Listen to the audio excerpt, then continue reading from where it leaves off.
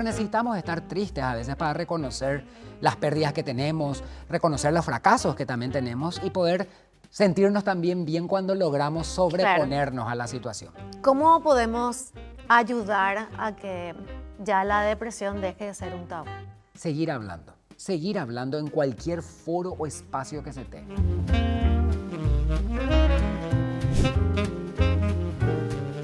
Yo soy Lucía Zapena, soy periodista de espectáculos, presentadora de televisión, de radio, comunicadora en general.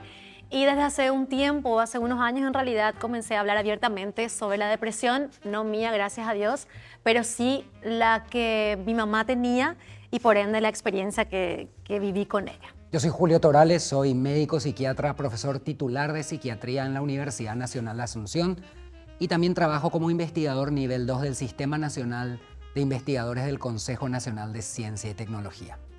Hoy seguimos con esta serie de Salud sin tabúes y hablamos de esta epidemia silenciosa que todavía está escondida en el tabú, en la ignorancia y en el estigma. Hablamos de la depresión que hace que no tengamos esperanza y que nos entreguemos. Por lo tanto, hoy queremos, sin tabúes, sin tapujos, hablar de depresión para seguir creando conciencia sobre una enfermedad que tiene consecuencias catastróficas y sobre las cuales podemos prevenir. Y estoy hoy con una amiga que no nos vemos hace tanto, coincidimos en marchas por los derechos humanos, en trabajo de calle, en activismo de calle, algunas veces en los medios. Estoy con Lucía Zapena. Hola Lucía, ¿cómo estás? Hola Julio, qué placer verte después de muchos años.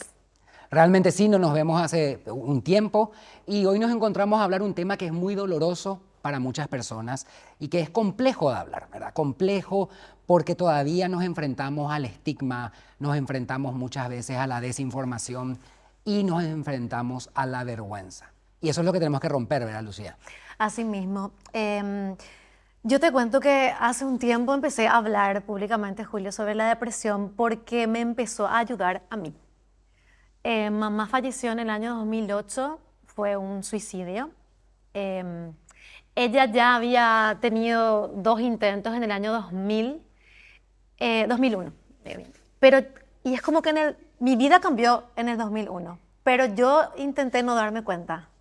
O sea, hice de cuentas que no existieron esos 2 episodios, pero en el 2008 sí me cayó la ficha. Y en ese momento sí traté de otra vez no darme cuenta, de empezar a trabajar, de cumplir sueños, tratar de yo estar bien. O sea, yo me puse así la bandera de yo voy a estar bien. Y cuando se estaba acercando el 10º aniversario de su muerte, una marca me pidió que yo hable sobre un momento de abrazo en mi vida. Y yo no sé por qué conté sobre lo de mamá. Y a partir de ese momento sentí como una liberación, Julio, tan grande. Comencé a escribir y tanta gente me empezó a escribir que ahí yo me di cuenta que de esto hay que hablar, que no tiene que ser un tabú, que hay que tratar. Obviamente cada persona vive su duelo y su experiencia. Quizás otros no tengan la capacidad de hablar como yo tengo, no sé si llamarle don o llamarle regalo de la vida, de poder expresar lo que siento, otros no tienen, pero a mí me hace bien hablar. Fantástico, porque hablar lo que hace es reconciliarnos con el dolor. El dolor es una experiencia humana universal. El sufrimiento es opcional. Entonces, cuando nos enfrentamos a una pérdida tan grande, tenemos que encontrar, cada uno siguiendo nuestros propios procesos, el momento de reconciliarnos. Tocaste un tema muy difícil de tratar, que es la pérdida de un ser querido por una muerte que muchas veces no entendemos. Muchas veces no pensamos en decir, alguien se quitó la vida, ¿por qué? ¿Cómo voluntariamente decidió eso? Y acá lo que tenemos que pensar y decir tajantemente es que el suicidio es como la manifestación final conductual de una enfermedad mental. Y darle el nombre y apellido, hablar de la enfermedad mental. Como enfermedad. Claro, no porque como un sentimiento, digamos, de acuerdo a lo que está viviendo tu entorno. Totalmente, y no es una cuestión de fuerza de voluntad. Solamente vamos a saber enfrentarnos a algo si le damos el nombre que le corresponde. 9 de cada 10 personas que murieron por suicidio tenían al momento de su muerte una enfermedad mental no diagnosticada o mal manejada. Y 8 de cada 10 tomaron contacto con un profesional de la salud, no psiquiatra, en el mes previo a la muerte y hubo un problema para descubrir los signos y síntomas. Eso es de acuerdo a estudios. Estadísticas internacionales y a estadísticas nacionales propias. Entonces, ¿a qué va esto? A que el suicidio se puede prevenir.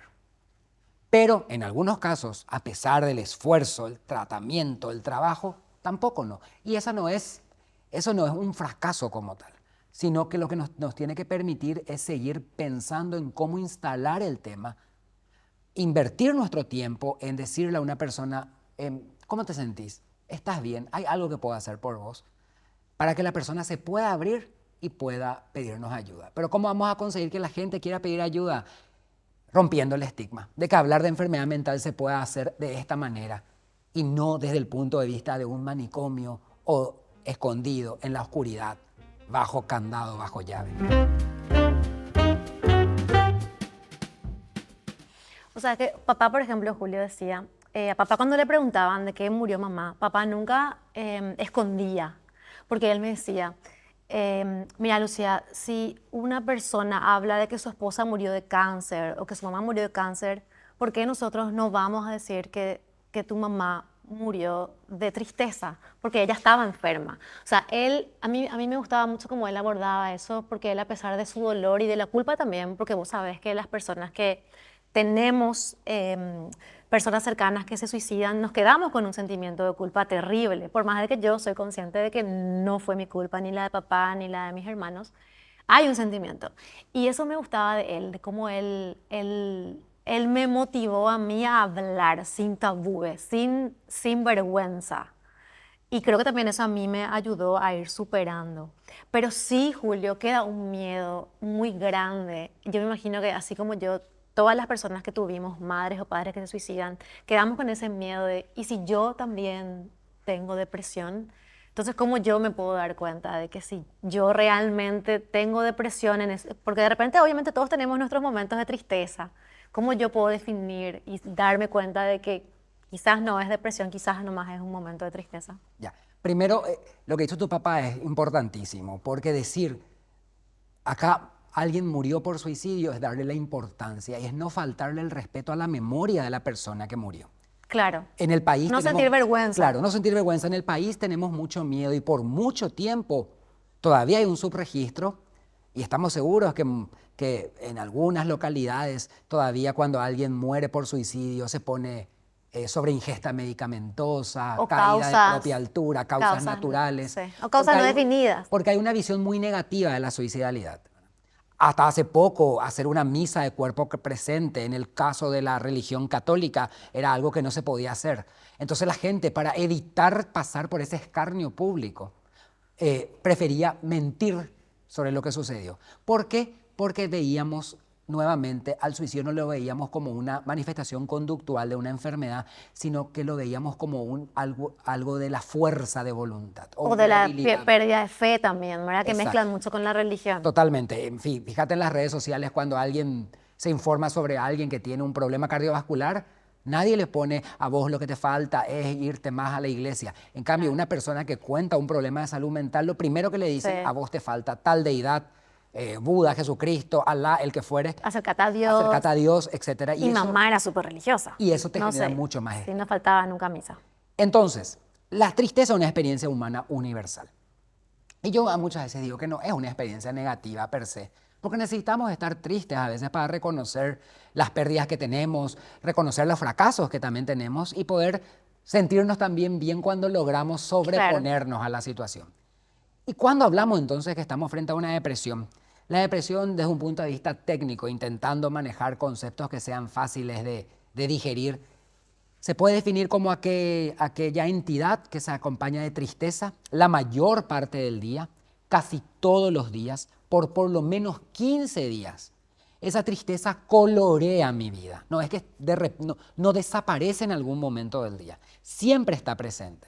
Y se acompaña de anedonia, que es la incapacidad. A los psiquiatras nos encanta ponerle Esa nombre, palabra, ¿verdad, anedonia? que es la incapacidad Parece el nombre de una flor. Sí, la incapacidad de sentir placer con cosas que previamente me daban placer y que en vos, en mí, en cualquiera de los que nos está mirando es diferente.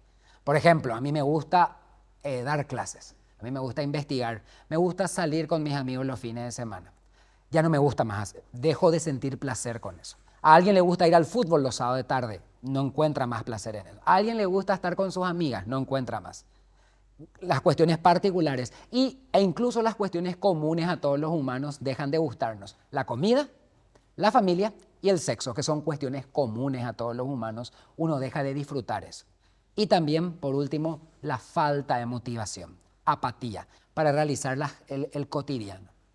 Entonces, tristeza, anedonia y apatía, la mayor parte del día, por lo menos 15 días, estamos hablando de un episodio de depresión mayor que va a requerir de una evaluación para ver algunos síntomas accesorios y para configurar la gravedad del cuadro.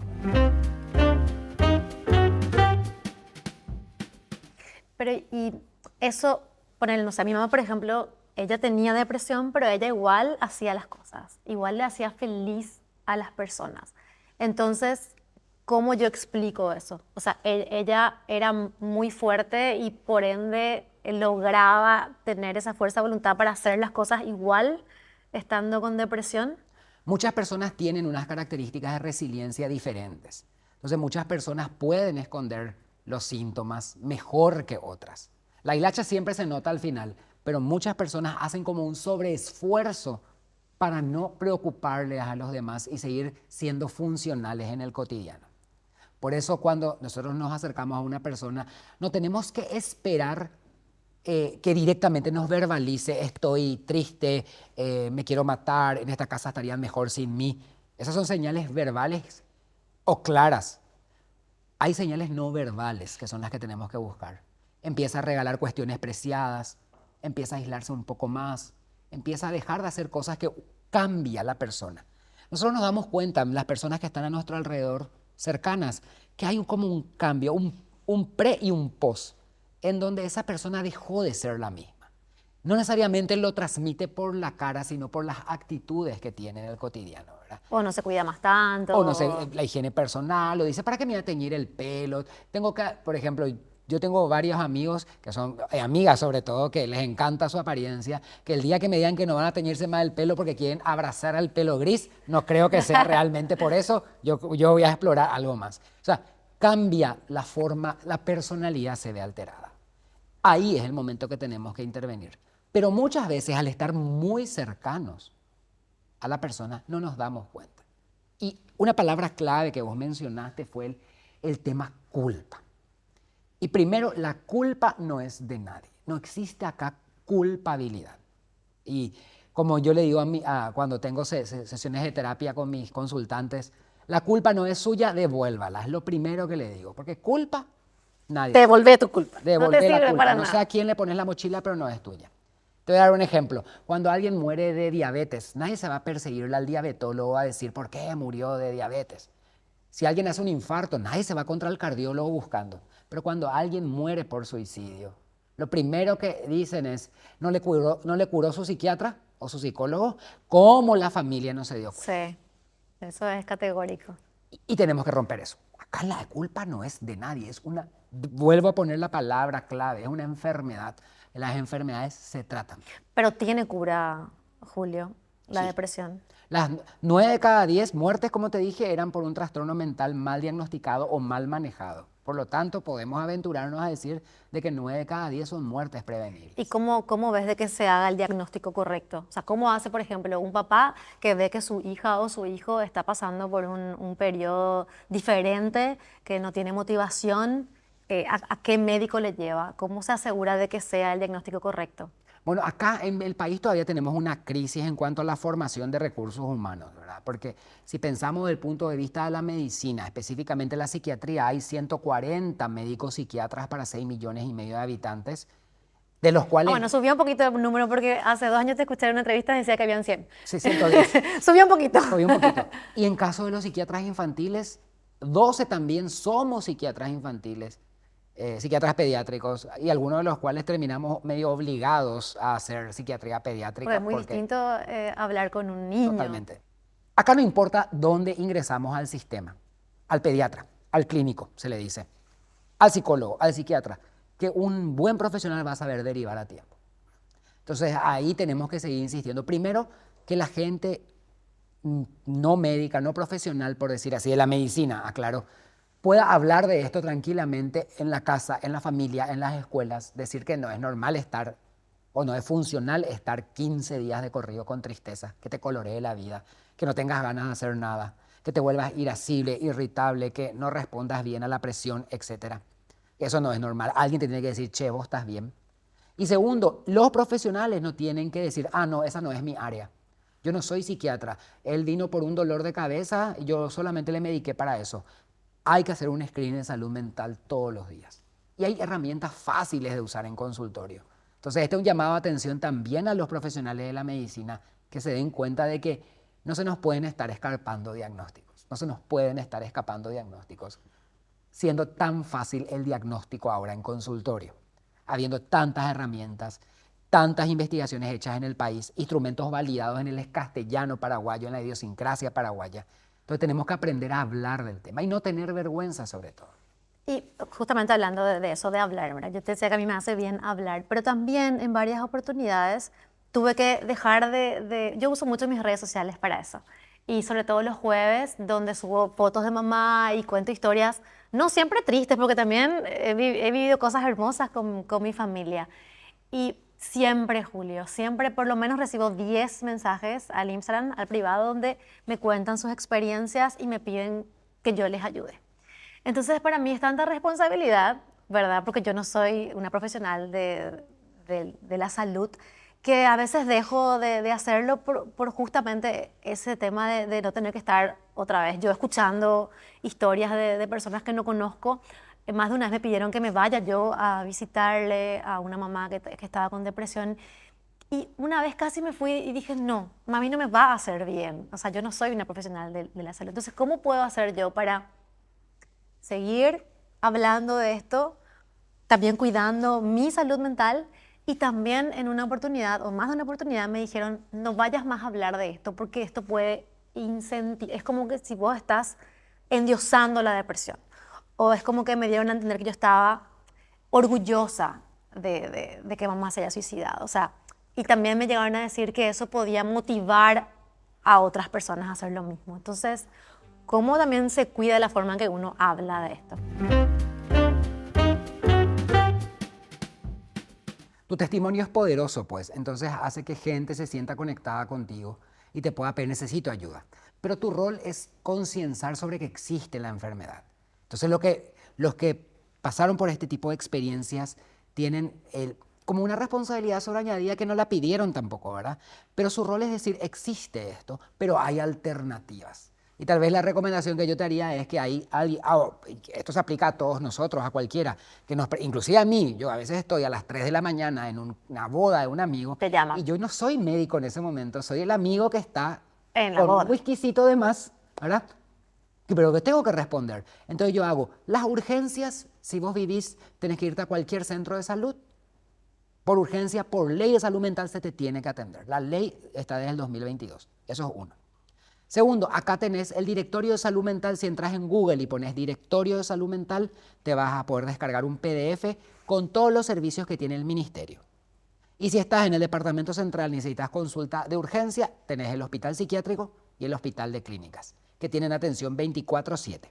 Y ahora, el ministerio, mientras estamos hablando, ayer lanzó la línea 155. Sí, Por lo tanto, recomendar llamar al 155, donde hay gente capacitada que te va a poder decir, bueno, realmente esto requiere de una atención de urgencia, puedes venir acá.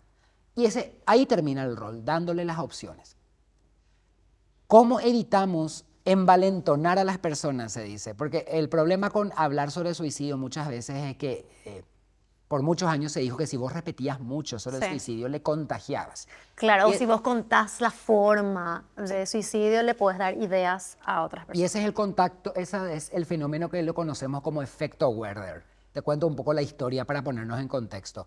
Era 1600 y algo, Londres se había recuperado de un gran incendio más las epidemias de cólera. Entonces Isabel I, reina de Inglaterra, le dice a William Shakespeare, haceme algo para que el pueblo se divierta. Y empieza el teatro callejero. Y ahí se publica en ese contexto Romeo y Julieta. Bueno, hasta la propia Isabel I va a verla. Una epidemia de suicidios en adolescentes arrasa Londres las siguientes semanas. Recordás que Lo que tanto pasó. Romeo como Sí, Julieta claro. se suicidan al final de la Claro. obra. El arquetipo de amor adolescente termina así. Nadie le dio El amor mucho, sufrido. sí, nadie le dio mucha importancia. Siglos después, Goethe, este poeta alemán, publica un libro, Las penas del joven Werther se llama, en donde también su protagonista termina suicidando, muriendo por suicidio. Esa es la palabra que tenemos que dejar hoy. Se dice muerte por suicidio, no suicidio consumado, no suicidándose. Hay que No, respetar. autoeliminación también. No, decimos que fue una muerte, le damos la importancia a la muerte, no a la forma. Claro. Respetamos a la persona porque murió, no como lo hizo. Muerte por suicidio. Muchos jóvenes europeos no solamente copiaron el look que tenía Werther en el libro, sino que también le imitaron muriendo por suicidio. Otra vez nadie le dio mucho interés. Hasta que en 1992, Kurt Cobain, vocalista de Nirvana, Sí. muere también por suicidio. A los 27 años. Sí. Sí. El pico en Europa y en Estados Unidos fue tremendo. La cantidad de consultas por ideación suicida en jóvenes, principalmente varones y heterosexuales, encima que otra vez es una población que históricamente no quiere consultar porque se siente con masculinidad frágil, fue altísima. Y ahí los investigadores se dieron cuenta, ¿qué es lo que está pasando? Analizaron elementos Todo esto que me acabas de todo esto, contar. y se llegó al efecto Werther. Yo creo que tiene que llamarse efecto Shakespeare, pero es el efecto Werther, que una noticia sobre un suicidio muy publicitada, muy morbosa, puede en una persona con ideación suicida despertarle ganas de hacerlo. Es decir, ¿cómo ella pudo y yo no? Mira, había sido fácil. Entonces, no hay que dejar de hablar del suicidio, pero hay que evitar los detalles morbosos, Ok. cómo hizo, cómo se le encontró, dónde estuvo, cuánto consumió, si se colgó, si no, etc. Sino que decir, acá esta persona murió por suicidio, se colgó, hay que recordar que hay alternativas para el suicidio se puede prevenir, vayan a consultar, etc. Ese es el rol de los influencers, de los comunicadores y de los medios de comunicación informando. No hablar del tema, sino cómo informar, sin dar detalles. Es lo que hace, no voy a decir el nombre, pero en el año 2018, era 3 de enero del 2018, un diario de gran circulación nacional, ese es el sinónimo que voy a usar, nacional del país, publicó en tapa la muerte de 2 adolescentes, mostrando la foto de los adolescentes con unas sogas en un árbol, ya te digo todo. Súper morboso. Súper morboso. Ustedes no saben la cantidad de pacientes que tuvimos en el hospital de clínicas al día siguiente. Fue tremendo. Esa es una irresponsabilidad total, porque ahí vendió morbo y no vendió alternativas. Nosotros tuvimos que responder a eso con un comunicado oficial del hospital de clínicas donde decíamos cómo informar sobre suicidio. Y estamos ahora trabajando con algunos comunicadores. El año pasado hicimos nuestro primer taller. Se fue gente que recién empezó en el periodismo como Menchi Barrio Canal a escucharnos a nosotros sobre cómo Claro, como hablar, ella que tiene mucho peso también puede cómo informar. Entonces, comunicar. Lucía, ahí sobre lo que decís, el rol que vos cumplís es protagónico y categórico, porque es mucho más fácil escucharle a alguien que desde su experiencia personal informa antes que una persona que está hablando como a una clase magistral. Pero cuando te piden ayuda, vos también fuiste una persona que todavía sufrís. ¿Sufriste? Claro, ¿Sufrís? yo creo que nunca, de hecho, yo creo que voy a vivir con ese sufrimiento mi vida entera. O sea, digamos, lo voy viviendo, haciendo el duelo, que puede ser toda mi vida. Lo que uno reconoce así es que el sufrimiento no tiene que por qué Frenarme, frenarte. claro. Puede ser una parte de nuestra vida, pero no por eso va a ser nuestra vida. Esa es la diferencia. Claro, o sea, yo no dejo de ser feliz sabiendo que tengo ese dolor dentro, pero eso Claro. no me impide ser feliz. Nuevamente, el dolor es una experiencia inevitable, el sufrimiento es opcional porque es cómo vivimos el dolor. 2 preguntas vienen acá. Primero, ¿qué vos viste que en tu mamá, ya que estamos hablando de esa experiencia que tuviste, qué sentimientos vos viste que ella tenía o qué ella dejó de hacer o qué empezó a cambiar? Y viste si cambió su forma de ser y qué sentimientos a vos te generan o te siguen generando después de tantos años esa pérdida a la que te enfrentaste. Pasa que lo de mamá fue tan, o sea, según lo que yo leo y también me cuentan otras experiencias, lo de ella fue muy distinto. O sea, ella tenía problemas de las tiroides y según papá también eso le afectaba mucho, pero ella era tan disciplinada que ella igual nomás hacía todo. Igual nos hacía, trataba de hacernos felices a mis hermanos y a mí. Pero sí me acuerdo que hubo como un cambio muy grande. Nosotros en el año 93, yo tenía 13, volvimos de España, porque fuimos a vivir 3 años a España. Y ahí ya, ese fue su momento más feliz. O sea, yo nunca la vi tan feliz a mamá, ¿verdad? Porque era la esposa del embajador de Paraguay en España. Entonces estaba como en todo su esplendor. Ella era historiadora y tenía una galería de arte en Paraguay. Y cuando nos fuimos allá tuvo que cerrar, pero se dedicó a difundir el arte paraguayo en España. Y estaba así en su mejor momento. Y cuando volvimos empezaron los problemas económicos. Y eso también ayudó mucho a que ella empiece a sentirse con limitaciones. Y ahí empezó a cambiar sus actitudes, ¿verdad? Pero siempre estaba alegre, siempre cantaba, siempre nos cocinaba cosas ricas. Papá me solía decir, ya después de la muerte de mamá, hablaba mucho con papá y papá sí me decía, tu mamá se encerraba a llorar en el baño, para que ustedes no se den cuenta. Y vos sabes que, Julio, yo escribía diarios desde los 8 años. Escribí diarios desde los 8 hasta los 20. Y hace poco me empecé a leer otra vez mis diarios y en muchas partes que yo no recordaba, yo escribí, hoy le vi a mamá triste. O hoy mamá no se quiso levantar. En varias oportunidades. Pero yo no me acuerdo de esos momentos. Pero por lo visto, en ese momento, cuando yo tenía 15, 13, sí yo me daba cuenta y por eso lo escribía en el diario. Pero yo sí creo que la parte económica le afectó mucho, más también la enfermedad de mi abuela que tuvo Alzheimer. O sea, eran situaciones que ella, capaz que si estaba sana mentalmente, iba a poder enfrentar, pero al tener otra vez esa limitación de la salud, no podía superar, ¿verdad? Porque una persona sana va a poder hacer frente a problemas económicos, a la enfermedad de sus padres, pero como ella tenía eso, entonces... Y realmente el cambio grande yo lo noté después de su primer intento. Antes de eso, o yo no quería darme cuenta, o realmente vivía en mi mundo y no era consciente, pero sí después de sus 2 primeros intentos hubo un cambio muy grande porque quedó también medio cataclética, puede ser Catapléxica. catapléxica. Claro, hubo un momento en que ella parecía un fantasma caminando por la casa porque no reaccionaba. Hubo que hacer mucha terapia para que ella empiece otra vez a reaccionar. Ya, y bueno, eso suma, como vos misma estás mencionando, a veces o no nos damos cuenta o nuestro mecanismo de defensa es no mirar lo que está sucediendo, ¿verdad? Y ese diario que voy a es un testimonio donde hoy no se quiso levantar, hoy estuvo más tiempo en la cama, hoy lloró, hoy le veo triste. Y esos son los elementos que nosotros tenemos que siempre tratar de ver, estar no dar todo por sentado, porque en el mundo, en la vorágine del día a día, nosotros pensamos que hoy a Lucía no le vi tan bien. Bueno, no le vi un poco cabizbaja cuando estaba hablando con ella. No me cuesta nada, 40 segundos de mi tiempo, en vez de estar en TikTok, es preguntarte, ¿qué tal estás?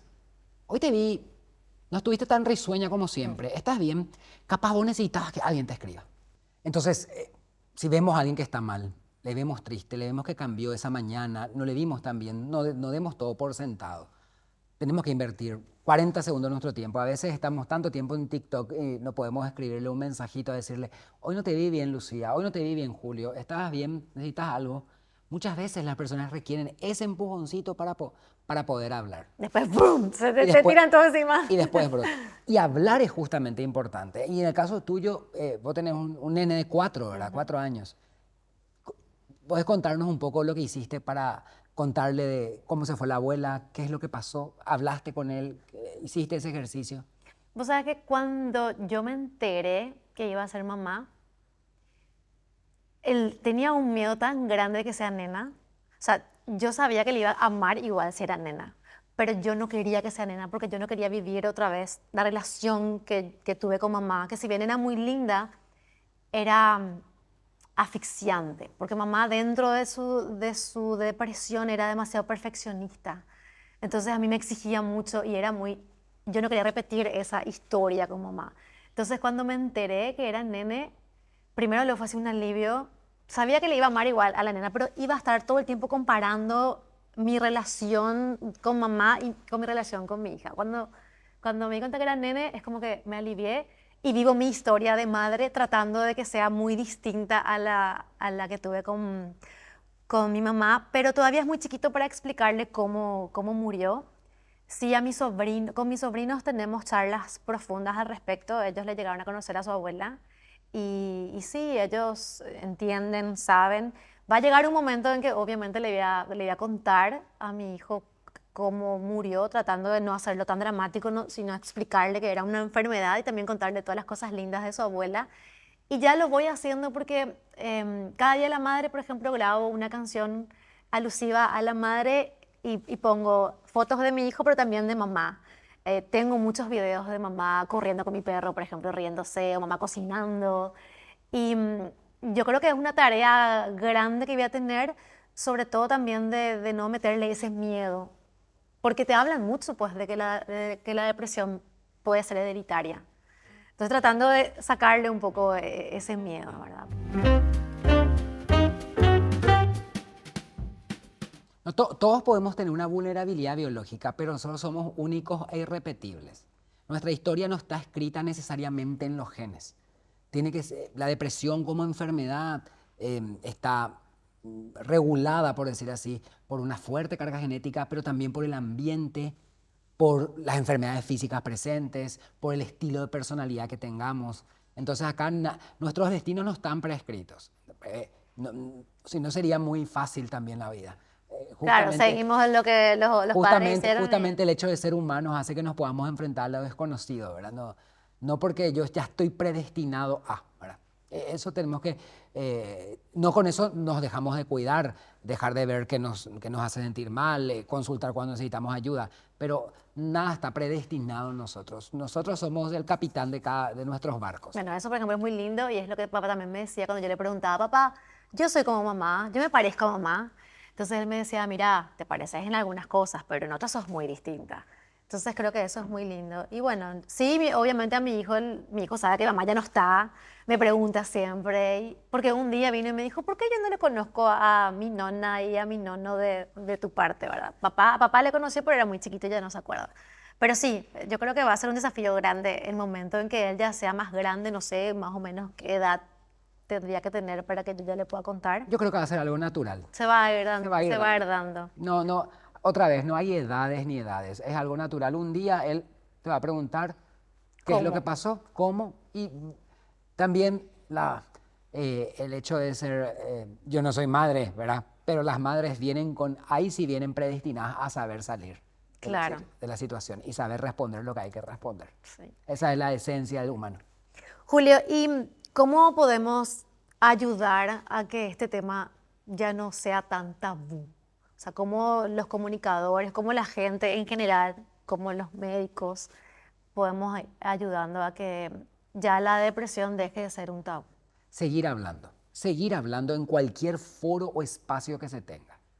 Hablar de salud mental implica que podamos tener conversaciones tranquilas, sin dramatismo, desde el corazón, con evidencia que puedan dar los profesionales de la salud, e instalar la discusión en todos los foros que existan. Solamente hablando uno le deja de tener miedo a las cuestiones. Solamente nombrando se le deja de tener miedo. Uno solamente tiene miedo a lo que no se nombra, se dice. Entonces, dándole nombre es una enfermedad, no es una cuestión de fuerza de voluntad o de debilidad mental. No soy mejor o peor persona porque me enfermé. Tampoco tener vergüenza de ir a un psiquiatra o un vergüenza psicólogo. Únicamente para ser mala persona. Eso es lo único. Y seguir hablando del día a día. Las palabras, para nosotros los humanos, las palabras son nuestra fuente más inagotable de magia y todo, como dice un libro de magos y hechiceros de Harry Potter, capaces de infringir daño, pero también de remediarlo. Entonces tenemos que seguir hablando de salud mental. Bueno, un placer hablar contigo, Julio. Un gustazo. Igualmente. Y espero que no nos veamos después de 12 años. No, que ya nos veamos pronto otra vez. Muchas gracias. A vos.